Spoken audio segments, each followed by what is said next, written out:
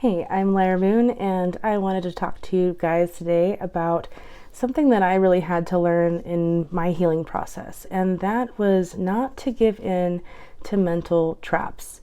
So, going back to the beginning, your brain, this one up here, is always going to tell you your fear first. Anytime that you get an idea or an inspirational feeling will come over you, or you're just getting a intuitive message, what is usually the first thing that happens after that intuitive amazing message comes in?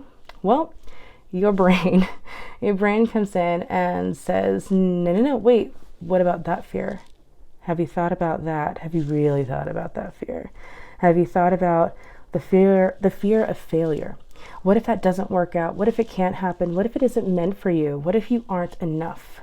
Right? These are all the things that happen in our minds when we have a message from our higher selves, or we have like that screen in our mind that shows us what could possibly be. We ignore it, and we fight that feeling, and then we find ourselves down the mental trap, and we're playing this game down there of how much can I beat myself up for thinking that I could possibly achieve whatever idea was first, that intuitive message that came in. How could I beat myself up as badly as possible to remember that there's no way in hell I can achieve that?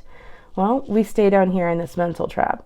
Once we start realizing that, oh wait, I've been down here before. I know how much this area sucks, and I don't want to be here anymore. Then we start breaking the cycle. We have to deprogram a lot of the trauma that we had from our childhoods.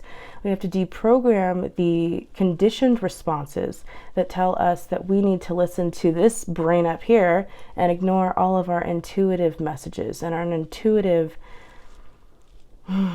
visions and all those things that are really inspiring us to live our best lives. We've been conditioned not to trust in that.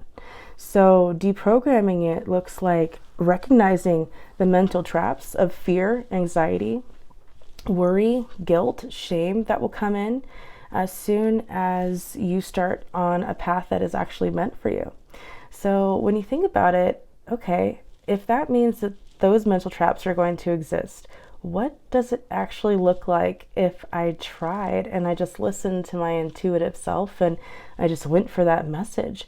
If I just went for whatever that action is asking of me, what doors will open up for me? What worlds, what possibilities? Well, I've never heard anyone say, man, I trusted my intuition and boy, man, it led me down to just a world of crap, and now my life is falling apart, and I can't believe I trust my higher self, and that my spirit guides would do this to me. But that's not how it works, right?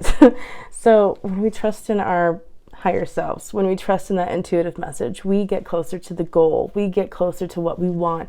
We make our lives what they can be. Life responds to you the way that you respond to it. And if you are responding with fear and anxiety and worry and guilt and shame and trauma and freaking out energy, that's what you're going to get back. That's the kind of response that you are sending out to the universe, saying, I'm magnetizing all of this into me because it's all that I'm dwelling on and all that I'm focusing on. When we start working backwards from those mental traps, we can go in a totally new and amazing direction, and so many things open up in front of us. So many possibilities, so many aha moments, so much more. So I challenge you to really recognize your mental traps this new moon in Aries, and reflect on how you react to the world. And if, especially during this very fiery time of Aries, if you find yourself feeling more aggressive, be mindful of that. Redirect that energy someplace else. Let it go. Because holding on to it and internalizing it just makes you explode in other ways, and it's just not healthy. So just don't do that. Remember that during Aries season, we're all going to have an elevation of our energy overall. We're going to feel revitalized, and we're gonna want to reinitiate new things that we've been thinking on, that we've been working on, and we've been working towards.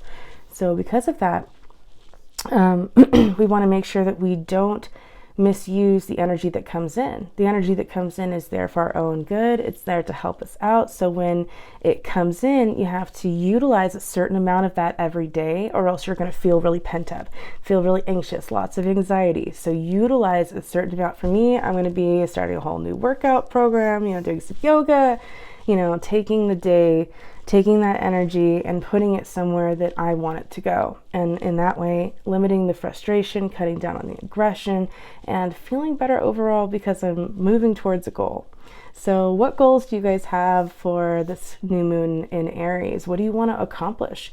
What are you worried about? What are you fearful of? And do you think that there's a way around it? Is there a mental trap that you're kind of believing in right now that you don't have to?